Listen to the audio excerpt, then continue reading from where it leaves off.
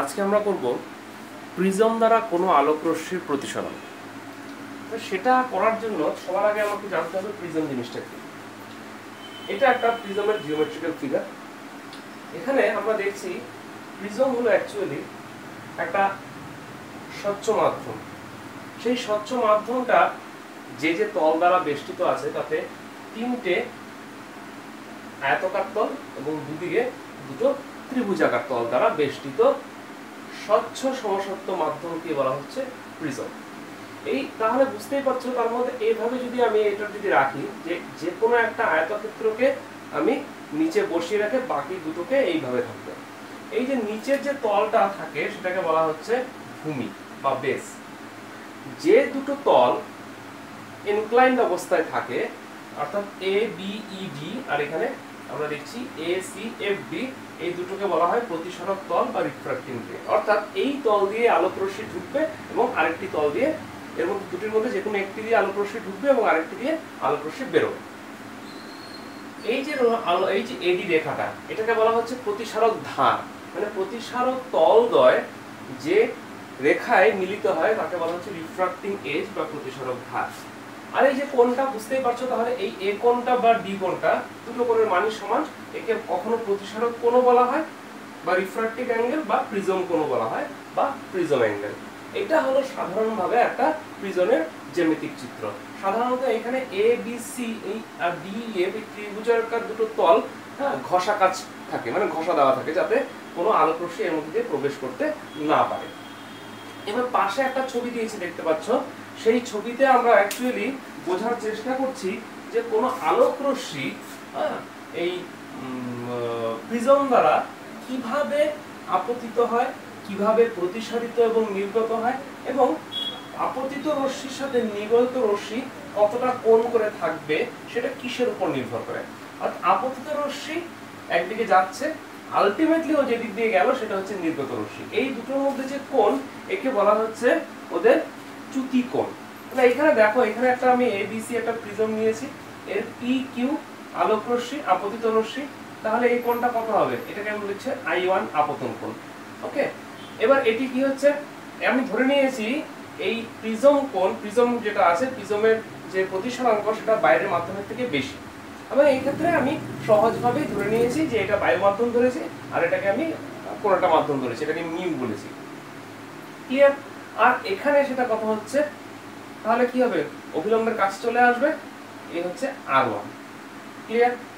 এবার একই রকম ভাবে এটি যখন দ্বিতীয় মাধ্যমে আপতিত হলো, তখন এটা হয়ে গেল তার আপতন কোণ, আর এটা হয়ে গেল এই ক্ষেত্রে তার প্রতিসরণ কোণ। এটাকে আমরা I2 দ্বারা প্রকাশ করছি। তাহলে আলটিমেটলি এদিকে ঢুকলো, এদিক দিয়ে বেরোলো। এই যে এই পথে যাওয়ার কথা, ওর যাওয়ার কথা ছিল কোন পথে? পি কিউ ইউটি পথে, এই পথে যাওয়ার কথা ছিল, কিন্তু আলটিমেটলি গেল কোথায়? ইউআরএস পথে। তাহলে এই দুটোর মধ্যে যে কোণ এটাকে বলা হচ্ছে চ্যুতি কোণ, একে আমরা ডেল্টা চিহ্ন দ্বারা প্রকাশ করছি। এবার আমাকে এই ডেল্টার মান বের করতে হবে। ডেল্টার মান বের করা আমি কিভাবে করবো? খুব সহজ। এখানে করাটা আমি এখানে লিখছি ডেল্টা ইজ ইকুয়াল টু, দেখো এই কোণটা মানে কি? এই কোণটা মানে এটা একটা ত্রিভুজ, দেখে নাও এই ত্রিভুজের এটা হচ্ছে তার বহিস্থ কোণ। তার বহিস্থ কোণ মানে হচ্ছে অন্তস্থ কোণদ্বয়ের সমষ্টি। তাহলে এই কোণ আর এই কোণের সমষ্টি হচ্ছে এই কোণ। তাহলে এই কোণটা কত? এই টোটাল কোণটা থেকে এই কোণটা বাদ দিলে যত হয়। এবার এই টোটাল কোণটা কত? এই I1 এর বিপরীত কোণ মানে হচ্ছে I1। তাহলে এই ইউ কিউ ও হলো I1 আর ইউ আর ও এটা হচ্ছে I2।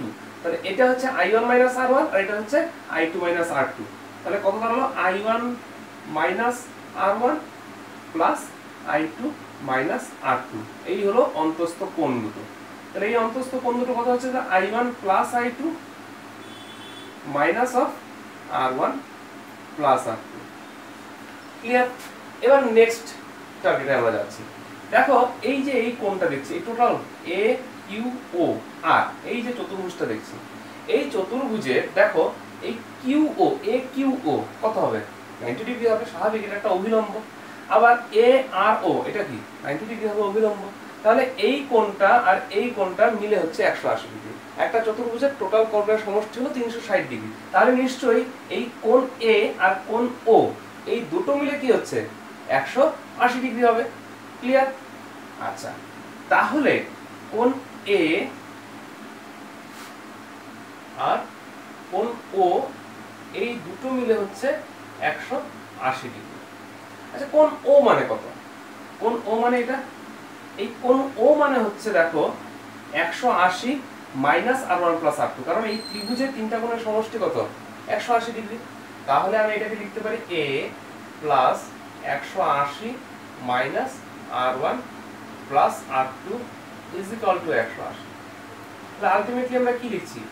180 180 কাটা, তাহলে কোণ এর ভ্যালু আসছে R1 আর R2 যোগফলের সমান। ঠিক আছে, তাহলে আলটিমেটলি কি দাঁড়ালো? I1 plus I2 minus A।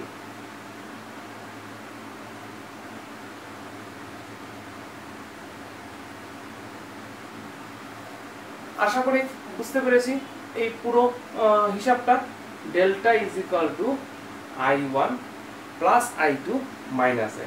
এটাই হচ্ছে যে কোনো প্রিজম কোণের ক্ষেত্রে, যে কোনো প্রিজম কোণের ক্ষেত্রে এটাই হচ্ছে তার নিয়ম। প্রিজম কোণ, সরি, চ্যুতিকোণের ক্ষেত্রে, চ্যুতিকোণের ক্ষেত্রে মান বের করার ক্ষেত্রে এটা করা হয়।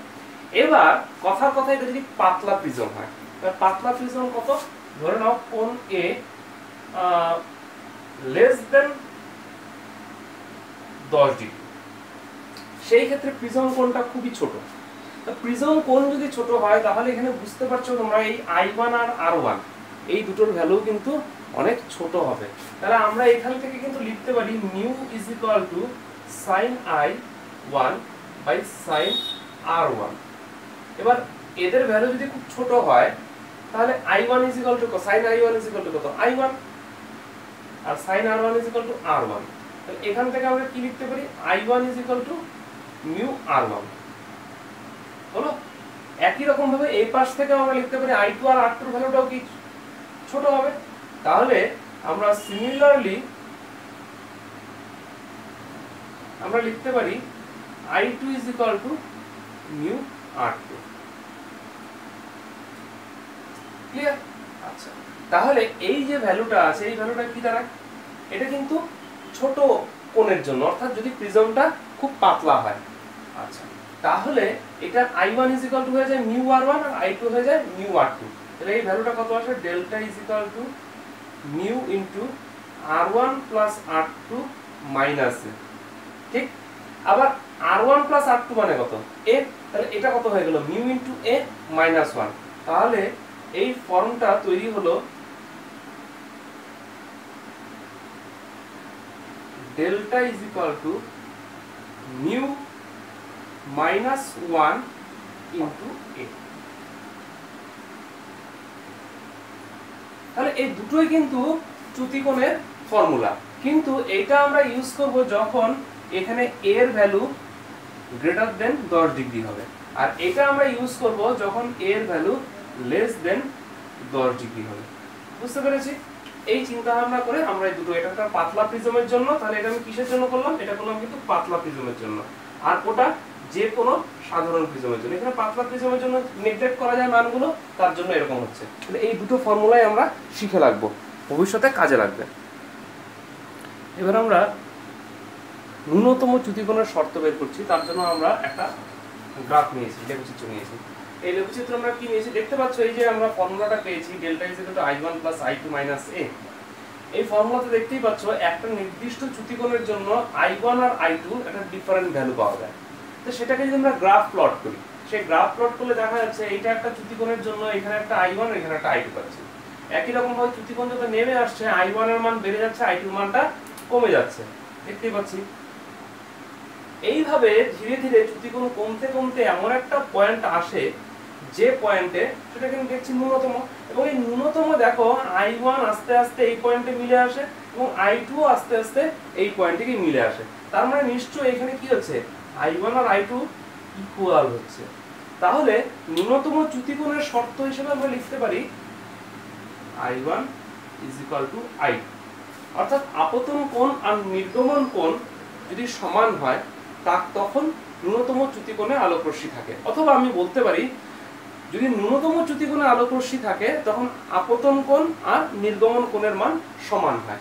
এবার এটা যদি আমি এখানে ইউজ করি তাহলে delta is equal to delta minimum বা ন্যূনতম হবে যখন I1 is equal two I2 is equal two I আমি বলতে পারি। তাহলে তখন আমরা কি দুটোর মানই সমান 2I1 মাইনাস A ধরতে পারি, খুবই সহজ। আচ্ছা, এবার যদি আমরা এখানে I1 এর ভ্যালুটা বের করতে চাই, I1 ইকুয়াল টু কত আসছে delta minimum plus A by 2 হলো। আবার এখান থেকে আমরা লিখতে পারি R1 plus R2 is equal to A আমরা জানি। আবার I1 ইকুয়াল টু যদি I2 হয় তাহলে এখান থেকে আমরা R1 is equal two R2 কিন্তু লিখতে পারি। তাহলে R1 plus R2 is equal to A, that is 2R1 is equal to A। তাহলে আমরা লিখতে পারি এক কথায় R1 is equal to A by 2। তাহলে I1 এর ভ্যালু জানি, R1 এর ভ্যালু জানি, তাহলে সেই হিসাবে আমরা কিন্তু করতে পারি এই ন্যূনতম চ্যুতিকোণের সাথে প্রিজমের প্রতিসরাঙ্কের একটা সম্পর্ক বের করতে পারি। কি লিখতে পারি, mu is equal to sin I1 by sin R1 is equal to তাহলে কত দাঁড়ালো sin বসিয়ে দাও A plus delta minimum by 2 by sin of A by 2। এটা হচ্ছে প্রতিসরাঙ্কের সাথে ন্যূনতম চ্যুতিকোণের সম্পর্ক। খুব সহজেই আশা করি বেরিয়ে গেল।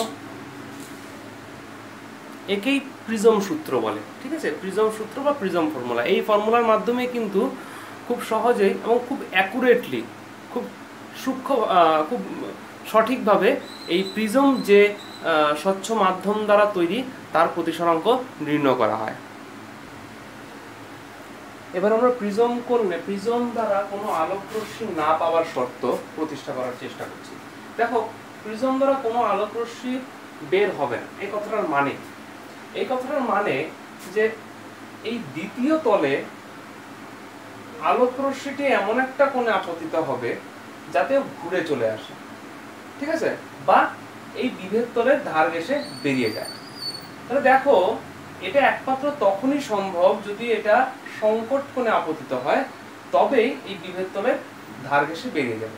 অর্থাৎ এর থেকে বেশি কোণে যদি আপতিত হয় তবে আর বিভেদ তল না, আবার ফিরে আসবে। তাহলে প্রিজমে যদি আমি রশ্মি না পেতে চাই, দ্বিতীয় তল থেকে রশ্মি যদি না পেতে চাই, তাহলে আমি ম্যাক্সিমাম যেটা করতে পারি এর ভ্যালু সংকট কোণের সমান করতে পারি। তাহলে সংকট কোণের ভ্যালু যদি, তাহলে R2টা কত হতে হবে, থিটা সি সংকট কোণ। তাহলে সেই হিসাবে এর প্রতিসরাঙ্ক যদি মিউ হয় তাহলে আমরা আগেই পড়েছি sin θ is equal to 1 by mu। এবার আসছি sin I1 is equal to আমরা জানি mu sin R1, sin I1 by sin R1 is equal to mu। এবার R1 plus R2 is equal to A, তাহলে R2 এখানে theta C, তো R1 plus theta C is equal to A, তো R1 is equal to A minus theta C, বসিয়ে দাও A minus theta C, ভেঙে দাও mu sin A cos theta C, cos A sin theta C. এবার sin theta C equal to 1 by mu, তাহলে cos theta C is equal to কত হবে, root over mu square minus 1 by mu, mu কাটা ultimately sin এর root over mu square minus 1, mu কাটা cos A। তো I1 এর value আসলে কত, sin inverse sin A root over mu square minus 1 minus cos A। এটা কিন্তু যে কোনো প্রিজমের ক্ষেত্রে এটা হচ্ছে আপতন কোণের মিনিমাম ভ্যালু, যে অন্তত আপতন কোণ অন্তত এতটুকু হতেই হবে। যদি এর চেয়ে কম হয় তাহলে কি হবে, R1 এর ভ্যালুটাও কম হবে। ভেবে দেখো, R1 এর ভ্যালু যদি কম হয় তাহলে A is equal to যেহেতু R1 plus R2, তাহলে R2 ভ্যালুটা কি হবে, থিটা সির চেয়েও কি হয়ে যাবে, বেশি হয়ে যাবে। তাহলে থিটা সির চেয়ে বেশি হলে কি হবে, আবার আভ্যন্তরীণ পূর্ণ প্রতিফলন করতে ঘুরে আসবে। তাহলে এটা হওয়া উচিত ন্যূনতম, এটা হচ্ছে আপতন কোণের সীমাস্থ মানে লিমিটিং। এবার তার ম্যাক্সিমাম কি হতে পারে, ম্যাক্সিমাম কিন্তু হতে পারে বাড়তে বাড়তে কত, খুব বেশি হলে আপতন কোণ কত হতে পারে, 90 ডিগ্রি। অর্থাৎ এই প্রথম মাধ্যমের বিভেদ তল ঘেঁষে যদি যায়, যদি এরকম হয়, এটা হতে পারে ওর ম্যাক্সিমাম ভ্যালু, ঠিক আছে। এবার এই ম্যাক্সিমাম ভ্যালু ধরে এর চেয়ে কম ভ্যালু ধরলে তো কোনো অসুবিধাই নেই, ঠিক আছে। যেহেতু চ্যুতিকোণটা আপতন কোণ এবং প্রতিসারক কোণ প্রিজম কোণ দুটোর উপরেই ডিপেন্ড করে। তাই এই প্রিজম থেকে আলোক রশ্মি না পেতে গেলে এই দুটো ফ্যাক্টরই আমাকে দেখতে হবে। আপতন কোণের ক্ষেত্রে দেখলাম মিনিমাম এই আপতন কোণ দরকার, ম্যাক্সিমাম 90 ডিগ্রি। তাহলে ম্যাক্সিমাম 90 ডিগ্রিতে আমি রাখি। এবার ম্যাক্সিমাম যদি আমি 90 ডিগ্রিতে রাখি, এবার দেখি প্রিজম কোণের সাথে কি সম্পর্ক। তাহলে আমি যদি ম্যাক্সিমাম 90 ডিগ্রিতে যাই, তাহলে এদিকে কি সংকট কোণে প্রতিসরণ ঘটবে, স্বাভাবিক। এটা যদি 90 ডিগ্রি হয় তবে এটা হবে থিটা সি। তাহলে R1 এর ভ্যালু থিটা সি হলো, R2 এর ভ্যালু এই ক্ষেত্রে থিটা সি হলো। তাহলে I1 এর ম্যাক্সিমাম ভ্যালু 90 ডিগ্রি হলে R1 এর ভ্যালু থিটা সি। তো A R1 + R2 2 theta C. Theta C মানে হচ্ছে sin ইনভার্স মিউ, তো 2 sin ইনভার্স 1/μ। তাহলে এটা হচ্ছে প্রিজম কোণের সীমাস্থ মান, অর্থাৎ প্রিজম কোণের ম্যাক্সিমাম ভ্যালু এটা। এর চেয়ে বেশি যদি কোনো প্রিজম কোণ যুক্ত কোনো প্রিজম থাকে, তবে আপতন কোণের মান যাই হোক না কেন সেটা সবসময় কি হবে, ঘুরে চলে আসবে। কেন? কারণ সেই ক্ষেত্রে R2 এর ভ্যালু কি হবে, থিটা সির চেয়ে বেশি হয়ে যাবে, তাই ঘুরে চলে আসবে। আবার যদি এর ভ্যালু a max এর চেয়ে কম হয়, ঠিক আছে, মানে a max এর মধ্যে পজিশনে যদি থাকে, তাহলে অন্তত সেই পজিশনের ক্ষেত্রে আমরা কি বলতে পারি, এই I1 এর এই যে ন্যূনতম মান পর্যন্ত আমি কি রশ্মি পাবো, কিন্তু তার চেয়ে কম আমি আর কোনো রশ্মি পাবো না। তাহলে প্রিজম কোণ বড় কথা, এই a max পজিশন যদি আমি পাই, এই পজিশনে শুধুমাত্র 90 ডিগ্রির জন্য আপতন কোণ যদি 90 ডিগ্রি হয়, তাহলে নির্গমন কোণ 90 ডিগ্রি, অর্থাৎ এই মাধ্যমের বিভেদ তল ঘেঁষে যাবে, তো এই তলের বিভেদ তল ঘেঁষে বেরিয়ে আসবে। এই তল ঘেঁষে ঢুকবে, প্রথম তল ঘেঁষে ঢুকবে, দ্বিতীয় তল ঘেঁষে বেরিয়ে আসবে। ঠিক আছে, এটাই ম্যাক্সিমাম। কখন? যখন এই ভ্যালু 2 sin ইনভার্স 1/μ এই ভ্যালুটা আসবে। তার চেয়ে বেশি হলে কোনো আপতন কোণের জন্যই আমরা পারবো না। এইভাবে আমরা খুব সহজেই প্রিজম কোণ ও আপতন কোণের সীমাস্থ মান বের করতে পারি। এখন আমরা প্রিজম দ্বারা যৌগিক আলো মানে যে ধরনের আলো অনেকগুলো বর্ণের সমষ্টি, অনেকগুলো বর্ণ মিলিত হয়ে যখন কোনো বর্ণ গঠিত হয়, তখন তাকে বলা হয় যৌগিক বর্ণ, সেটাকে বলা হচ্ছে যৌগিক আলো। এই ক্ষেত্রে আমরা সরাসরি যৌগিক আলোর মধ্যে সাদা একটা যৌগিক আলো, যেটি বেগুনি, নীল, আকাশী, সবুজ, হলুদ, কমলা, লাল 7টি বর্ণের সমষ্টি, বেনিয়া সহ কলা। সেই রকম একটি আলোক রশ্মি প্রিজম দিয়ে যাওয়ার সময় কি ঘটে, সেই ঘটনাটা আমরা দেখব। যখন আমরা জানি, অলরেডি আমরা পড়েছি যে বর্ণভেদে কোনো মাধ্যমের মধ্যে তাদের গতিবেগ ভিন্ন হয়। যদি বর্ণ পরিবর্তন, তাহলে গতিবেগ ভিন্ন হয়। এবার গতিবেগের সাথে সরাসরি প্রতিসরাঙ্কের সম্পর্ক আছে। এদিক দিয়ে বলতে পারি তাহলে যে গতিবেগ ভিন্ন হলে প্রতিসরাঙ্ক পরিবর্তন হয়।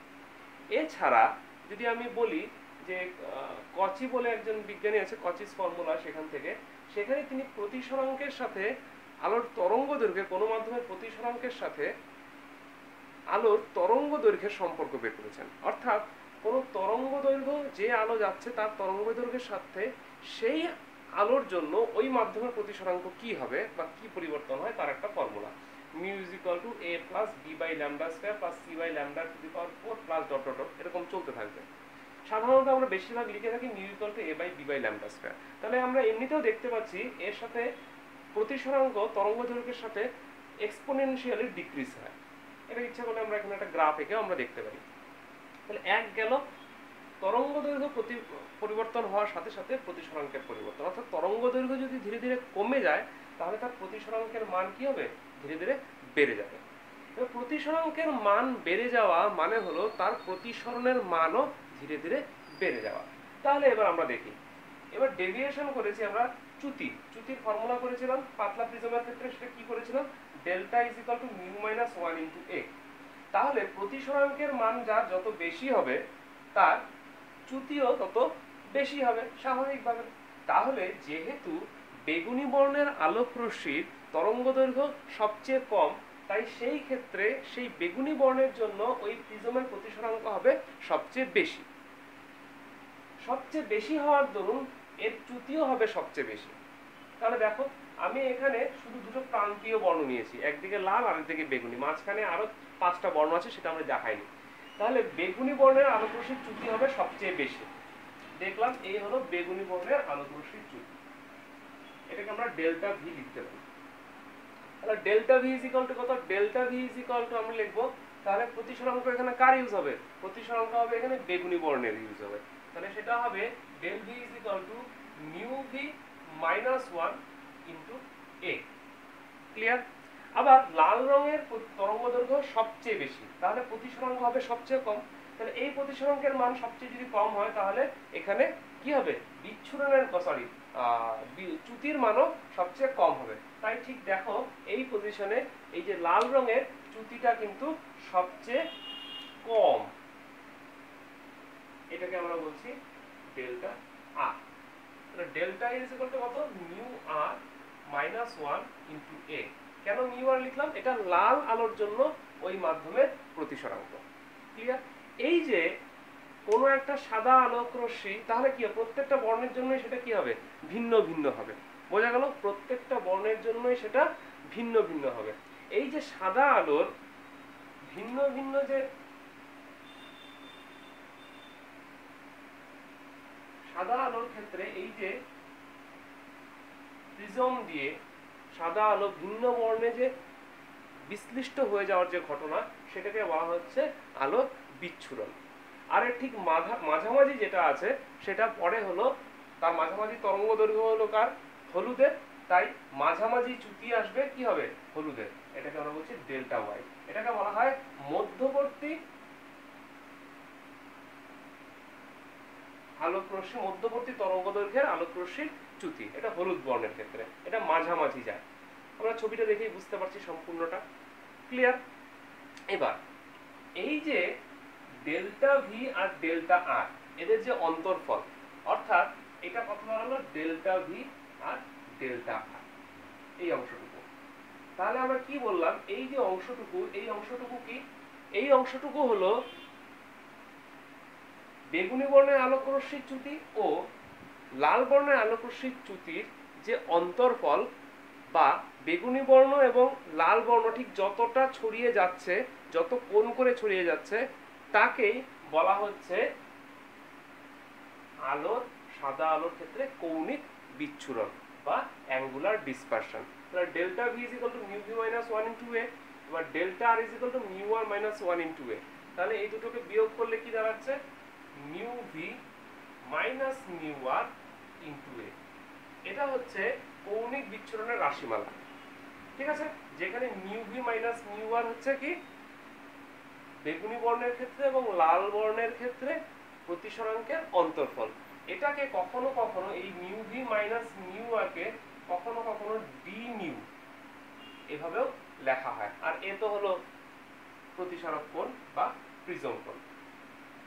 এবার এই ডেল্টা ভি মাইনাস ডেল্টা মানে কৌণিক বিচ্ছুরণকে আমি যদি মধ্যবর্তী বর্ণের আলোক রশ্মির চ্যুতি দ্বারা যদি ভাগ করি, তবে এই অনুপাতটাকে বলা হয়, এই অনুপাতটাকে বলা হয় ওমেগা বা বিচ্ছুরণ ক্ষমতা বা ডিসপারসিভ পাওয়ার। তো এটাকে যদি আমি এখানে বসাই, সেটা কত আসে? Mu V minus mu R into এ।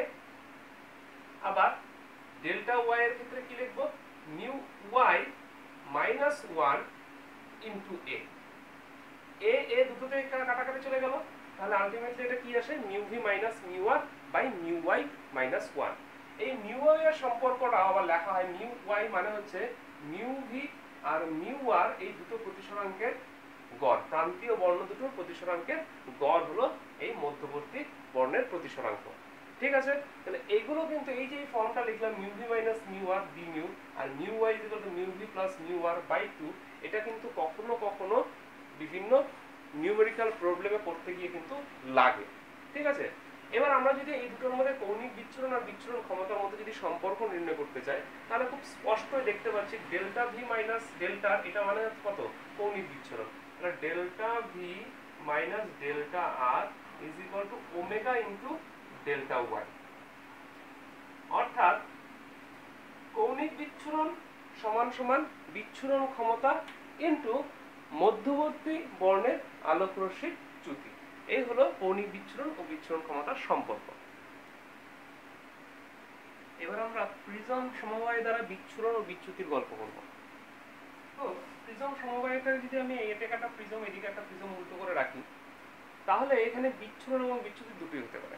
কিন্তু এখানে আমি একটা কন্ডিশন তৈরি করতে পারি, যেহেতু বুঝতেই পারছো এটা এই প্রিজমটা আলোক রশ্মিকে যেদিকে বেঁকিয়ে দেবে, এই আলোক রশ্মি এই প্রিজমটা আলোক রশ্মিকে তার অপোজিট দিকে বেঁকিয়ে দেবে। তাহলে এখানে ইচ্ছা করলে আমরা কি করতে পারি, বিচ্যুতি এখানে যে পথে আসছে আবার সেই পথে নিতে পারি, বিচ্যুতি শূন্য করতে পারি। আবার এটা যেমন আলোক রশ্মিকে ছড়িয়ে দেবে, এটি কিন্তু আবার আলোক রশ্মিকে চাপিয়ে দেবে। ঠিক আছে, তাহলে এখানে আবার আমরা মিলিয়ে একটা সাদা আলো থেকে আবার একটা সাদা আলো কিন্তু পেতে পারি। তাহলে এটা পুরোটাই ডিপেন্ড করছে কিন্তু এই এ এ প্রাইম, ঠিক আছে, এবং এদের মাধ্যমের প্রতিসরাঙ্কের উপর। ঠিক আছে, এখানে কোন মাধ্যম দিয়ে প্রিজম দুটো তৈরি, এবং এই যে ইসে দুটো আছে, হ্যাঁ, যদি এরা দুটো এমনিতেই যদি আমরা বলি যে প্রিজম কোণ এ আর এ প্রাইম দুটো সমান, আবার এর মধ্যেকার যে মাধ্যম আছে এটাতেও একই মাধ্যম আছে, তাহলে কিন্তু এই সাদা আলোক রশ্মি যাওয়ার সময় আবার এখানে সাদাই বেরোবে, এবং এটি একটা শুধুমাত্র একটা সমান্তরাল কাচ স্ল্যাবের মতো আচরণ করবে। অর্থাৎ এর মধ্যে কোনো বিচ্যুতিও হবে না, কোনো বিচ্ছুরণও হবে না, বিচ্ছুরণ এবং বিচ্যুতিবিহীন। ঠিক আছে, এবং আলো সমান্তরাল কাচ স্ল্যাবের মতো আচরণ করবে। কিন্তু এখানে এমন ঘটতে পারে, যদি এ এবং এ প্রাইম মিউ প্রাইমের ভ্যালু এরকম হতে পারে যে এখানে বিচ্ছুরণবিহীন বিচ্যুতি হতে পারে, কিংবা বিচ্যুতিবিহীন বিচ্ছুরণ হতে পারে। এখানে দুটোর মাধ্যম এবং কোণ কিন্তু এক আমি ধরিনি, আলাদা আলাদা ধরেছি। তাহলে সেই ক্ষেত্রে কি হবে, আমি প্রত্যেকটা পজিশনে ভাবছি যে যখন আমরা এই মাধ্যমের মধ্যে দিয়ে, এই প্রথম প্রিজমের মধ্যে দিয়ে যাবে, তখন কৌণিক বিচ্ছুরণের যে মানটা হবে, কৌণিক বিচ্ছুরণের মান হবে delta V minus delta R is equal to mu V minus mu R. এটাকে আমরা সরাসরি লিখেছি ডি মিউ, আগেই করলাম, প্রয়োজনে রিয়াউন্ড করে নাও, ভেবে নাও, ডি মিউ ইন্টু এ। আবার del V minus del R prime, এটা হলো দ্বিতীয়টাতে যখন যাচ্ছে, তখন ওর কৌণিক বিচ্ছুরণের ভ্যালু বেরোলো D mu prime minus D mu prime into A prime. এখানে ডি মিউ প্রাইম মানে হচ্ছে mu V prime minus mu R prime. কেন, যেহেতু এখানে মাধ্যমটাই পরিবর্তন হয়ে গেছে, তাই বেগুনি বর্ণের ক্ষেত্রে এবং লাল বর্ণের ক্ষেত্রে প্রতিসরাঙ্কের মানও পরিবর্তন হয়ে গেছে। ঠিক আছে, তাহলে সেই ক্ষেত্রে এটা ডি মিউ ইন্টু এ, এটা D mu prime into A prime হলো। আবার এর বিচ্ছুরণ ক্ষমতা আমরা কি বলেছি, কৌণিক বিচ্ছুরণ বাই মধ্যবর্তী বর্ণের আলোক রশ্মির চ্যুতি। তাহলে ওমেগা ইজ ইকুয়াল টু এখানে del V minus del R by delta, আর এর ক্ষেত্রে হবে del V minus del R prime by delta prime. কারণ এখানে যেহেতু মাধ্যম পরিবর্তন, তাই মধ্যবর্তী বর্ণের রশ্মির চ্যুতিও পরিবর্তন হবে। সেই ক্ষেত্রে D mu by mu minus one, এখান থেকে এটার মান বসিয়েছি, আর এখানে ডেল্টার মান বসিয়েছি, এ কাটাকাটি গিয়ে এই ভ্যালুটা আসছে। আর এটার ভ্যালু কি করে আসে সেটা আমি মাত্রই বললাম, প্রয়োজনে রিওয়াইন্ড করে দেখে নাও। আচ্ছা, এবার যদি বিচ্ছুরণবিহীন বিচ্যুতি হতে হয়, অর্থাৎ এখানে কোনো বিচ্ছুরণ হবে না, কিন্তু বিচ্যুতি হবে, তাহলে বিচ্ছুরণ যদি না হয় তাহলে আমাকে কি ধরে নিতে হবে, আমাকে ধরে নিতে হবে তার কৌণিক বিচ্ছুরণ ক্ষমতাটা কি, শূন্য। অর্থাৎ এখানে বিচ্ছুরণ ক্ষমতাটা কি হবে, এর যত বিচ্ছুরণ ক্ষমতা হবে, এ উল্টো দিকে যদি ঠিক অতটাই বিচ্ছুরণ করে, তাহলে কি হবে, তার বিচ্ছুরণ হবে না। ঠিক আছে, বিচ্ছুরণ হবে না, সেই তার সত্যটা কি হবে, দুটোরই বিচ্ছুরণ ক্ষমতা সমান হতে হবে, that is omega is equal to omega prime. এবার আমি এখানে ইচ্ছা করলে বসাতে পারি omega equal to omega prime বসালে, তাহলে দেখো del V by delta R is equal to del V prime minus delta R prime by delta prime. তাহলে এখানে আমরা বিভিন্নভাবে লিখতে পারি, এখানে delta prime by delta is equal to del V minus prime delta R prime by delta V minus delta আর। বা এটা দিয়ে যদি আমি লিখি, সেটাও ইচ্ছা করলে আমরা লিখতে পারি, সেটা কি লিখবো, omega equal to omega prime যদি লিখি, তাহলে এখান থেকে এগুলো কিন্তু সম্পর্ক, এই রিলেশন থেকে এই রিলেশন, তাহলে এটা ইজ ইকুয়াল টু এটা। হ্যাঁ, তাহলে সেখানেও আমরা ঘুরিয়ে ফিরে লিখতে পারি যে D mu prime by D mu is equal to, এখানের জন্য একটা লিখি, D mu prime by D mu is equal to mu prime minus one by mu minus one. এখানে ডি মিউ প্রাইম মানে আমরা জানি, অলরেডি লিখেছি, mu V minus mu R, D mu মানে হচ্ছে mu V minus mu R, D mu prime মানে হচ্ছে mu V prime minus mu R prime, আর mu prime মানে হচ্ছে mu V plus mu R by two, আর mu মানে হচ্ছে mu V plus mu R by two. বেশ, তাহলে এই যে কোনো শর্তে, এটা হোক বা এটা হোক, যে কোনো শর্ত দিয়েই আমরা কি বিচ্ছুরণবিহীন বিচ্ছুরণ মানে বিহীন পেতে পারি। ঠিক আছে, এগুলো আমরা নিউমেরিক্যাল প্রবলেমে ইউজ করতে পারি। তো মূল কথা হলো omega equal to omega prime. এবারে এগুলো সব সাবসিডিয়ারি, এগুলো সব অ্যাসোসিয়েট হিসেবে আসছে। এবার বিচ্যুতি কি হবে? তাহলে এর জন্য বিচ্যুতি যতখানি হচ্ছে এর উল্টো দিকে বিচ্যুতি হচ্ছে, কিন্তু বিচ্যুতি পাচ্ছি। তাহলে এর জন্য যদি আমরা পাই ডেল্টা আর এর জন্য যদি পাই ডেল্টা প্রাইম, তাহলে ডেল্টা থেকে ডেল্টা প্রাইম বিয়োগ করবো, ডেল্টা মাইনাস ডেল্টা প্রাইম। কেন? কারণ আমরা কি চ্যুতি বলতে কোনটা বুঝছি? চ্যুতি কিন্তু আমরা বলতে বুঝি এর মধ্যবর্তী বর্ণের রশ্মির চ্যুতি যেটা সেটাই। তাহলে ডেল্টা মাইনাস ডেল্টা প্রাইম। তাহলে ডেল্টার ভ্যালু এখানে কত? আমি কমন নিয়ে নিই ডেল্টা, তাহলে 1 minus delta prime by delta. এবার দেখো তুমি বিভিন্ন ভাবে এটা লিখতে পারো, ডেল্টার ভ্যালু বসিয়ে নিয়ে করতে পারো, বা এখানে ডেল্টা প্রাইম বাই ডেল্টা হিসেবে বের করে নিতে পারো যে delta prime is equal to 1 minus delta prime মানে হচ্ছে delta V prime minus delta R prime by delta V minus delta R. এই ফর্মে বসাতে পারো, এদিকে অন্য একটা ফর্মে নিয়ে বসাতে পারো, কোনো অসুবিধা নেই। যে ফর্মে ইচ্ছা সেই ফর্মে কিন্তু তোমরা এটাকে বসিয়ে নিতে পারো। যে delta V minus delta R prime হিসেবে লিখে এ ডি মিউ, এই ফর্মেও লিখতে পারো delta 1 minus A D mu by A prime D mu. যেটা ইচ্ছা, যেটা দরকার পরীক্ষায়, যেটা নিউমেরিক্যাল এক্সাম করার সময় দরকার পড়বে সেটা এখান থেকে ইউজ করে নিতে পারো। তাহলে মূল বক্তব্য আমার যেটা এখানে, শর্ত হচ্ছে বিচ্ছুরণ না হওয়া শর্ত omega equal to omega prime, আর বিচ্যুতির পরিমাণ ডেল্টা মাইনাস ডেল্টা প্রাইম।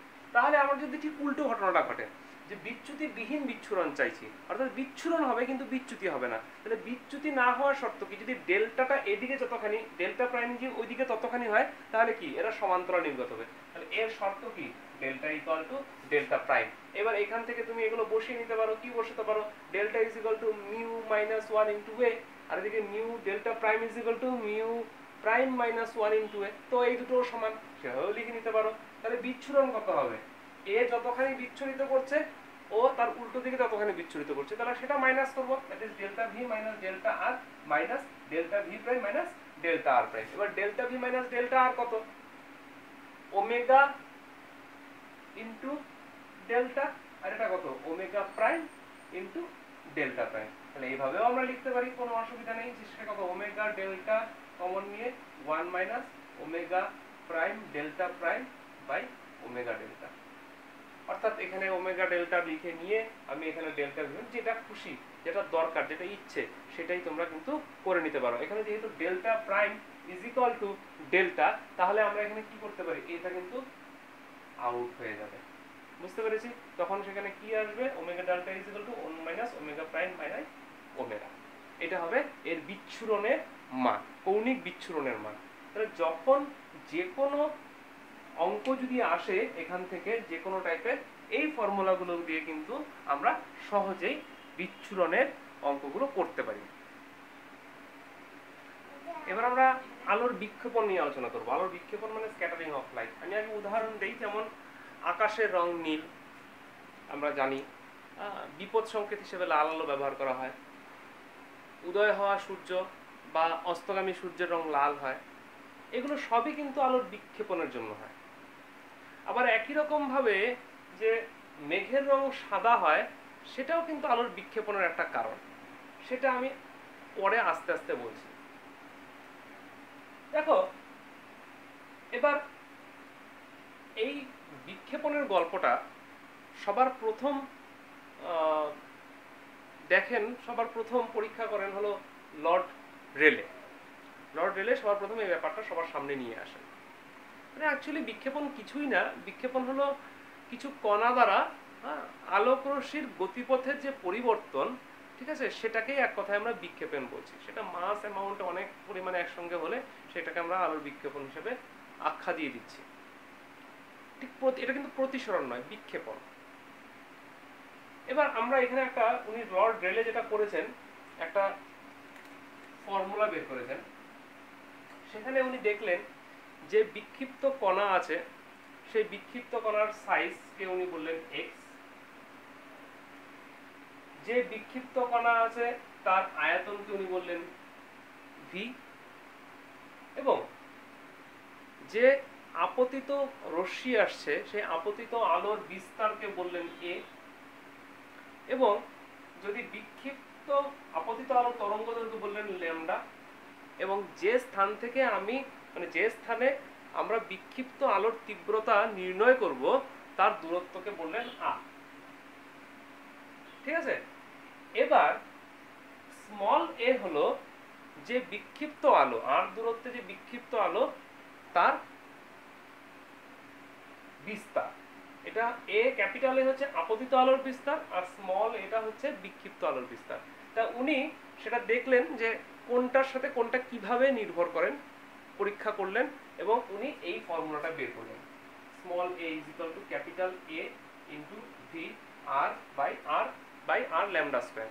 সেটা কখন সম্ভব? যদি X very very less than lambda হয়, অর্থাৎ যদি ওই বিক্ষিপ্ত কণার বা বিক্ষেপক কণার যে সাইজ সেটা যদি যে আপতিত আলো আছে তার তরঙ্গ দৈর্ঘ্য থেকে সাইজ যদি অনেকটা ছোট হয় তাহলে এই ফর্মুলাটা কাজে লাগবে।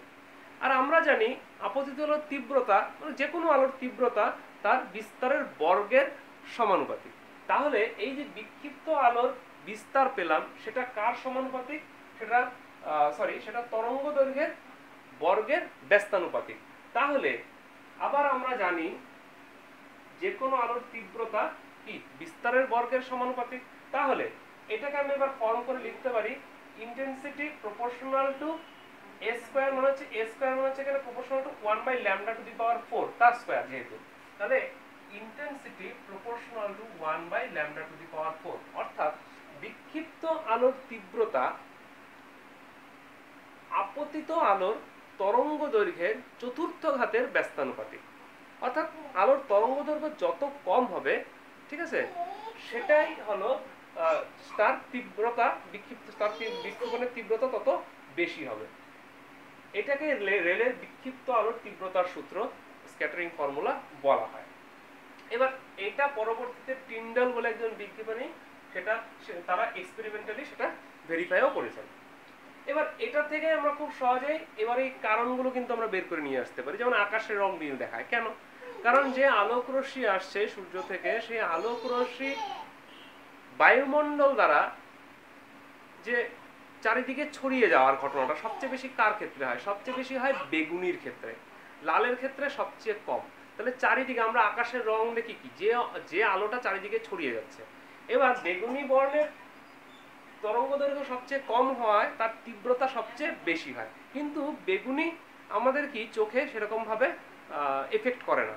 তার ফলে বেগুনির পর নীল রংটা আমার চোখে এফেক্ট করায়, এর পরবর্তীতে তীব্রতাতে চলে আসে হলো সবচেয়ে বেশি হলো নীল, যেহেতু বেগুনির পরে নীলের তরঙ্গ দৈর্ঘ্য তার চেয়ে কি কম। এবার তার ফলে তার তীব্রতা নীলের ক্ষেত্রে এমন একটা পজিশন আসে যেটা আমাদের চোখে সেন্সিটিভিটিও তৈরি করে এবং তার তরঙ্গ দৈর্ঘ্যের হিসাবে তার বিক্ষিপ্ত আলোর তীব্রতাটা অনেক বেশি, তাই আকাশের রং নীল দেখায়। ঠিক সেই কারণে অস্তগামী সূর্য লাল দেখায়, কারণ তখন সবচেয়ে কাছাকাছি পজিশনে সবচেয়ে কম লাল আলোটাই আমার চোখে এসে পড়ে, আর বাকি সব আলো বিক্ষিপ্ত হয়ে চারিদিকে ছড়িয়ে যায়, তাই সূর্যটাকে আমরা নীল দেখি। ঠিক সেই কারণে বিপদ সংকেত হিসেবে লাল আলো ব্যবহার করা হয়, কারণ লাল আলো আমাদের সবচেয়ে কম বিক্ষিপ্ত হয়ে আমার চোখে এসে পৌঁছাতে পারে। যদি নীল আলো যদি বিক্ষেপক কণার সাইজ যদি আপতিত আলো তরঙ্গ দৈর্ঘ্যের চেয়ে বেশি হয়, অর্থাৎ এক্স ভেরি গ্রেটার দেন যদি ল্যামডা হয়, তখন কি হবে? সেই ক্ষেত্রে রেলে বলেছে যে কোনো রকম সমস্ত বর্ণের ক্ষেত্রেই বিক্ষেপণের পরিমাণ সমান হবে, সেই ক্ষেত্রে তরঙ্গ দৈর্ঘ্যের উপর নির্ভর করবে না। ঠিক সেই কারণেই দেখো আমরা যে মেঘ দেখি, সেই মেঘের মধ্যে যে কণাগুলো আছে সেই কণাগুলোর সাইজ এই আমাদের যে আপতিত আলোর তরঙ্গ দৈর্ঘ্যের চেয়ে অনেকটাই বেশি। তাই সেই ক্ষেত্রে কি হয়, প্রত্যেকটা বর্ণই সমান পরিমাণে চারিদিকে বিক্ষিপ্ত হয়। ঠিক সেই কারণে সাদা আলো সবগুলো সমান পরিমাণে বিক্ষিপ্ত হচ্ছে, তাই এই মেঘের রং আমরা কিন্তু সাদাই দেখি। ঠিক আছে, সেটার কারণ কেন? X very greater than lambda হওয়াতে। ঠিক আছে, আরো একটা কথা লর্ড রেলে বলে গেছেন যে এই বিক্ষেপণের ফলে কিন্তু আলোর তরঙ্গ দৈর্ঘ্যের কোনো কিন্তু পরিবর্তন হয় না, কিন্তু এটা পরবর্তীতে আমরা দেখব এটা কিন্তু ভুল। যেটা বলছিলাম যে রেলে কিন্তু বলেছিল যে বিক্ষিপ্ত আলো ক্ষেত্রে তরঙ্গদৈর্ঘ্যের কোনো পরিবর্তন হয় না, কিন্তু 1928 সালে আমাদের বিজ্ঞানী সিভি রমন দেখালেন যে এই বিক্ষিপ্ত আলোর মধ্যে মূল আলোর তরঙ্গদৈর্ঘ্য ছাড়াও এর চেয়ে কম বা বেশি তরঙ্গদৈর্ঘ্যযুক্তের আলোরও উপস্থিতি লক্ষ্য করা যাচ্ছে। ওনার এই বিশেষ আবিষ্কারের জন্য উনি 1930 সালে নোবেল প্রাইজ পেয়েছেন। উনি মার্কারি ল্যাম্প ব্যবহার করেছিলেন। উনি মার্কারি ল্যাম্প ব্যবহার করে দেখলেন ওই মার্কারি ল্যাম্পের যে ইনসিডেন্ট লাইট মানে আপতিত আলোর ক্ষেত্রে আপতিত আলোর যে মূল তরঙ্গদৈর্ঘ্য, সেই মূল তরঙ্গদৈর্ঘ্যের মতো তো আলো উপস্থিত থাকছেই সেখানে বিক্ষিপ্ত আলোর ক্ষেত্রে, এবং তার দুপাশে আমরা এর চেয়ে বেশি তরঙ্গদৈর্ঘ্যযুক্ত আলো এবং তার চেয়ে কম তরঙ্গদৈর্ঘ্যযুক্ত আলো, ঠিক আছে, আমরা পাচ্ছি। বেশি তরঙ্গদৈর্ঘ্য আলোর ক্ষেত্রে যে আলোগুলো সেগুলোকে বলা হয় অ্যান্টি স্টোকস লাইট, আবার কম তরঙ্গদৈর্ঘ্যযুক্ত আলোগুলোকে বলা হয় স্টোকস লাইট, ঠিক আছে। এখানে কম তরঙ্গদৈর্ঘ্যযুক্ত গুলোকে বলা হয় অ্যান্টি স্টোকস লাইট, মানে এখানে কম্পাঙ্ক বেশি, কম্পাঙ্ক মূল আলোর কম্পাঙ্কের চেয়ে বেশি কম্পাঙ্ক, আর বেশি তরঙ্গদৈর্ঘ্যযুক্ত গুলো মানে হচ্ছে মূল আলোর চেয়ে কম কম্পাঙ্কযুক্ত, ওগুলোকে বলা হচ্ছে স্টোকস লাইন। এই তিন রকমের লাইন, আর যে মূল আলোর সাথে মূল যে আপতিত আলো ছিল তার তরঙ্গদৈর্ঘ্যের সাথে বা কম্পাঙ্কের সাথে মিলে যেটা পাচ্ছি সেটাকে বলা হচ্ছে রেলে লাইন। এই তিন রকম লাইনের উপস্থিতি উনি খেয়াল করতে পেরেছিলেন, এবং অবশ্যই বাকি যে যতগুলো লাইন আমরা পাচ্ছি স্টোকস লাইন বা অ্যান্টি স্টোকস লাইন, সেগুলোর তীব্রতা কিন্তু মূলেরটার থেকে কিছুটা কম, ধীরে ধীরে কমেও গেছে।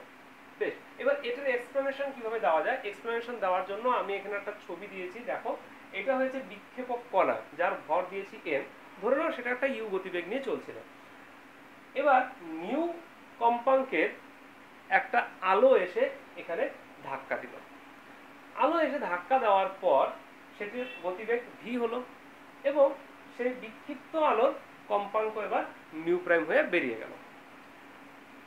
তার মধ্যে যে চেঞ্জেসটা এসছে, যে এই কণার শক্তি ছিল EI, সেটা শক্তি হয়ে গেল EM। এবার এই ইউ আর ভি গতিবেগের খুব একটা পরিবর্তন হয় না, ঠিক আছে, গতি পরিবর্তন হয়ই না বলতে গেলে, তাই এটাকে মোটামুটি তুমি বিক্ষেপক কণার বেগ বা আপতিত বিক্ষেপক কণার বেগের কোনো পরিবর্তন না হয় সেটা তুমি একই রাখতে পারো। এবার আমরা যদি conservation law of energy maintain করি, তাহলে আগের মোট এনার্জি, বিক্ষেপণের আগে এবং বিক্ষেপণের পর সিস্টেমের মোট এনার্জি সেম। তাহলে আগের এনার্জি কি আছে? গতিশক্তি হাফ mu স্কয়ার, তারপর এর শক্তি h নিউ, এবং বিক্ষেপক কণার শক্তি EI ইজ ইকুয়াল টু হবে এর গতিশক্তি হাফ mv স্কয়ার, বিক্ষিপ্ত আলোর শক্তি h নিউ প্রাইম, এবং বিক্ষেপক কণার শক্তি EM। যেহেতু u is equal two v, তাই half mu square equal to half mv square লিখতে পারো, দুপাশে কাটাকাটি চলে যাবে। তো h নিউ প্রাইম কত হবে? h nu plus EI minus EF। আমি যদি h দিয়ে ভাগ করে দেই, তাহলে nu prime is equal to nu plus h nu থেকে h কাটা EI minus EF by h। এটা হলো বিক্ষিপ্ত আলোর কম্পাঙ্কের ফর্মুলা। এবার সেটা বিভিন্ন ক্ষেত্রে বিভিন্ন রকম হতে পারে, এটার উপরে নির্ভর করছে আমি কি ধরনের লাইন পাচ্ছি। উনি বলেন এখানে তিন রকমের ঘটনা ঘটতে পারে। এক, যদি এদের কোনো রকম শক্তির পরিবর্তন না হয়, অর্থাৎ বিক্ষেপক কণার শক্তি যা ছিল তাই আছে, সেই ক্ষেত্রে EI minus EF is equal two 0, তাহলে এই পার্টটা 0, তখন new prime is equal to new. অর্থাৎ যেটা রেলে বলেছিলেন যে বিক্ষিপ্ত কণার তরঙ্গদৈর্ঘ্য বা কম্পাঙ্কের কোনো পরিবর্তন হবে না, তাহলে সেইগুলোকে তার জন্য বলেছেন উনি রেলে লাইন, নাম দিয়েছেন রেলে লাইন, ঠিক আছে। এই ক্ষেত্রে আপতিত আলোর এবং বিক্ষিপ্ত আলোর কম্পাঙ্কের কোনো পরিবর্তন হবে না। কিন্তু এমন হতে পারে যে যে কণাটা আছে সেই কণার শক্তি কিছুটা, বিক্ষেপ কণার শক্তিটা কিছুটা কমে গেল, এবং ওই যে কণার শক্তিটা কমে গেল, কেন কমে গেল? তার কারণ যে, এবং সেই শক্তিটা কমে যাওয়াতে ওই অতিরিক্ত পরিমাণ শক্তিটা বিক্ষিপ্ত আলো হিসেবে বেরিয়ে গেল। ছিল আগে নিউ প্রাইম, h নিউ পরিমাণ শক্তি ছিল, এবার এই EI মাইনাস EF এই পরিমাণ যে শক্তি সেটা h নিউ এর সঙ্গে যুক্ত হয়ে গেল। তার ফলে যে নতুন বিক্ষিপ্ত আলোর তীব্রতাটা পাবো সেটা কি হবে? New prime greater than new, অর্থাৎ নিউ প্লাস ডেল্টা নিউ। তাহলে অতিরিক্ত কম্পাঙ্কের আমরা বা বেশি অতিরিক্ত কম্পাঙ্ক বা কম তরঙ্গ দৈর্ঘ্য যুক্ত আমরা ইসে পেয়ে যাব, বিক্ষিপ্ত আলো পেয়ে যাব, এগুলোকে বলা হচ্ছে এম্পটি স্টোকস লাইন। আর যদি এমন হয় যে ও অলরেডি হায়ার এনার্জি স্টেটে ছিল, বিক্ষেপক কণাটা, সেটাতে গিয়ে আপতিত আলো ধাক্কা দেওয়াতে কি হলো, তার নিজের ওর লোয়ার স্টেটে ছিল, সে আপতিত আলো গিয়ে ধাক্কা দেওয়াতে লোয়ার স্টেট থেকে কিছুটা ট্রানজিশন করে হায়ার এনার্জি স্টেটে চলে গেল।